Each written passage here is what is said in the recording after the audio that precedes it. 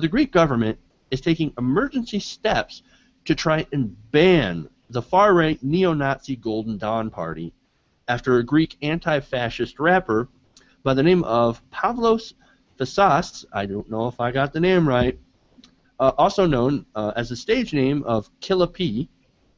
He was fatally stabbed in the chest in public, in the middle of the day. He was fatally stabbed after he and 7 friends were surrounded by 30 supporters of the Golden Dawn Party. Could you imagine? In broad daylight, middle of the street. Yeah, so the implication there is that the Golden Dawn is more than just a political group now. It's more like a violent gang. It's a hate group. Yeah. Yes. It's literally a neo-Nazi group. So the man who stabbed Fasas was a registered member of the Golden Dawn. Now, the killer's wife had actually been arrested, and she admitted to obscuring evidence of party affiliation and other things after the murder.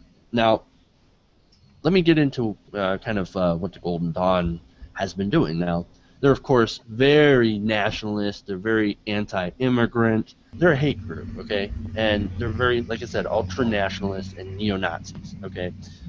And let me get into a little bit more about that.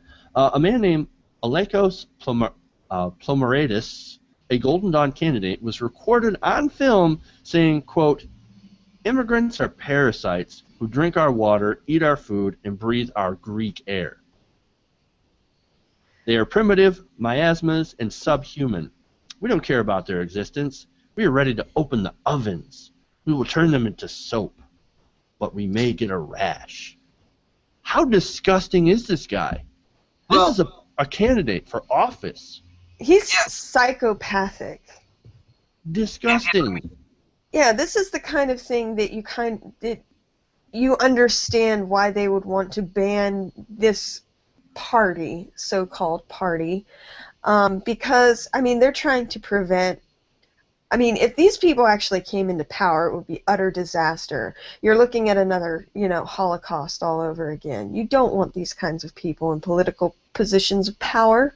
What is this, 1930? Yes, exactly. We don't want to see another Hitler. You guys are exactly right, and the guy is a psychopath. But let's not forget. Let's just not focus on him as much. Let's make no mistake about it.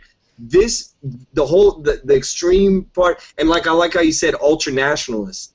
Like, have you noticed that there's a need for a party to rise up that is ultra nationalist because of the extreme austerity measures that were inflicted upon the country? So, like, absolutely, that's a great point. Right. So you can't really blame, them as I agree with you guys. They are psychopathic. They totally deserve no political office at all. But that's exactly what it is. It's like, well, the people have nowhere else to turn. They're desperate. So anybody that's going to come up and say, hey, look, we're going to fix this, they're like, oh yeah, go all day long. And it's hard for us to understand that because we're not in that position. We're not quite extreme over here, but we're doing kind of the same thing. Not quite as extreme, of course, but with the Tea Party, right? Like, right. It's an extreme right version of reality.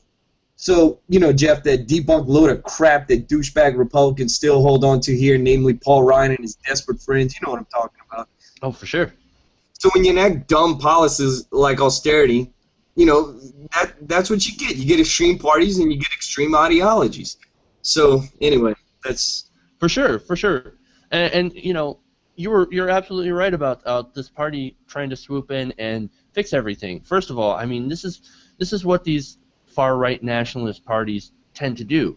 When there's times of extreme economic hardship, they come in and say, no, don't worry, we know who to blame. It's the immigrants, or it's people that are different from you. It's minorities. It's does that sound familiar? People. It's their fault. Blame them. Get rid of them. And here's an example of what they do. Now they hold food handouts in Greece for Greeks only, and of course they'll do it while playing the anthem of Nazi Germany on loudspeakers. You remember, last Saturday we talked about the memo, Yes. the endgame memo. And do you remember that Goldman Sachs, was it Goldman Sachs or JP Morgan, had made secret, credit default swaps or derivatives, and they made these deals with Greece that ultimately crashed the entire Greek economy. Yes, absolutely. They That's set Greece the up fault for of our failure. multinationals. Mm-hmm. And then, like I said, you've got the Germany and the EU, which is, of course, linked to a lot of our larger banks, to our global banking system, right? That's pushing this incredibly harsh austerity, and this is what happens when you push this austerity. Yes, and you get, it's not that these psychopaths like this guy wouldn't exist anyway, but I think you get a lot more people actually willing to listen to psychopaths like this when you put your society in such dire straits and you get people who end up becoming more desperate. It's just when you're looking for somebody to blame. Yes. I mean, for that hardship. It's harder to get people to think straight when they're in a state of absolute desperation. Right. And when they're hungry.